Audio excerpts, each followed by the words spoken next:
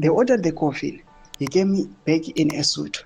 I'm going to say something today that the political class of Zimbabwe is known for years, but he had been too afraid, too compromised, or too comfortable to say publicly. Nisara pena mashiko yacho kopana pa na retired general lieutenant Mapranga Ashamisa vanhu. Don't subscribe or like or on the bell icon. They did not just hope for it. They planned around it. They celebrated prematurely. They made calls. They positioned. They began the quiet architecture of a post-Chiwenga political landscape, distributing assurance, managing expectations, preparing the succession mathematics for a Zimbabwe in which the men who made November 2017 possible would no longer be breathing.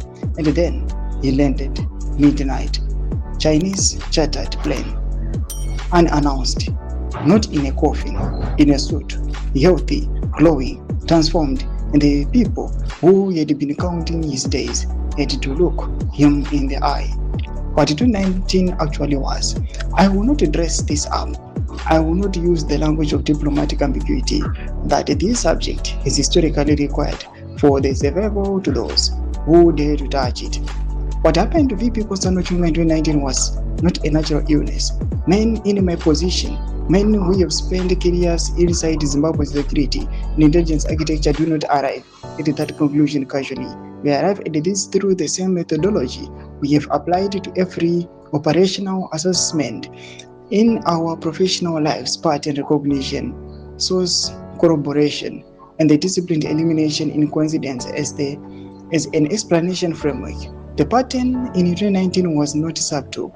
The celebration was those closest to State House when General Chiwenga's health collapsed was not the concern of people watching a colleague suffer.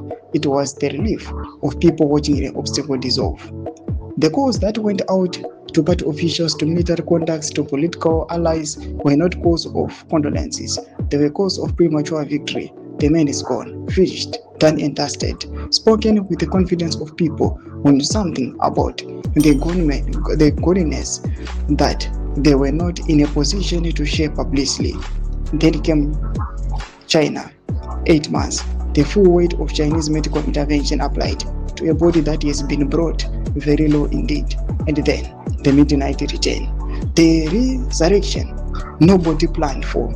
I choose that word deliberately, resurrection, because what General Chiwenga's return represented to those who had engineered his departure, who had begun restructuring their political calculations around his permanent absence, was not simply a medical recovery. It was the collapse of an operation. We are told that the president, the first lady, visited Chiwenga after his return. Doma developments anomuda toka panapa nemukomana aiwa mapuranga achiuya achipembera the life of VP Chiwenga. Pena comment section menu zafungura enyi moto kudai pamusoro pechitiko ichi. So subscribe or like, watch on the bell icon.